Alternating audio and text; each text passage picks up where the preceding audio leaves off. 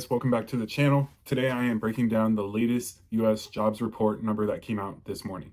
What the numbers really mean for the general economy, how unemployment has been trending, where the stock market was when we last saw it at this level, and what this could signal next. Let's dive right in. In the latest jobs report number that came out this morning, for November 2025, the economy added about 64,000 jobs, which was above expectations. This only partially offset 105,000 jobs back in October, largely due to federal government reductions. The unemployment rate rose to 4.6%, the highest since 2021. And to kind of look at the general unemployment trend, June we were at 4.1, July 4.1, August 4.2, September 4.3, October 4.4, and the latest November 4.6. This steady uptick from the low fours to about the mid sixes, higher sixes, shows that the labor market is loosening gradually over time rather than a sudden jump.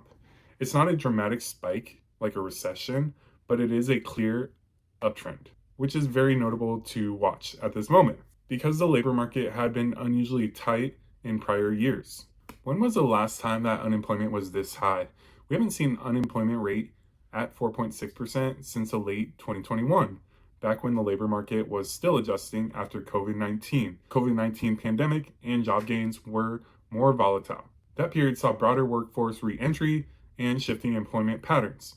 The S&P 500 also, months after, did drop almost 30%. And to compare the stock market then versus now, back in late 2021, the S&P 500 and the major indexes were near record highs as the economy rebounded quickly after pandemic lows. Now, in late 2025, markets are a lot more cautious. Stocks like the S&P 500 and the Dow have been very volatile, responding to weak job numbers and shifting expectations about interest rates and growth. But meanwhile, we are at all-time highs as well. The key takeaway here is when unemployment rises, corporate earnings expectations can soften quite a bit. But markets sometimes rally if investors believe the Fed will cut rates. The backdrop now is different compared to late 2021 because inflation, interest rates, and economic growth expectations all changed materially. Seeing the unemployment rate climb from the low fours to 4.6% over a few months suggests the labor market is loosening rather than tightening. Slower job creation and rising unemployment put pressure on consumer spending and can influence Fed decisions. In this context, rising unemployment may encourage the Fed to cut rates further to support companies' growth. But it does also raise the questions about the pace of economic activity. So to recap, unemployment has been trending up steadily from around 4.1% in mid-2025 to now 4.6%. This is the highest level since late 2021. Then markets were climbing to all-time highs. Months following did drop about 27% throughout 2022.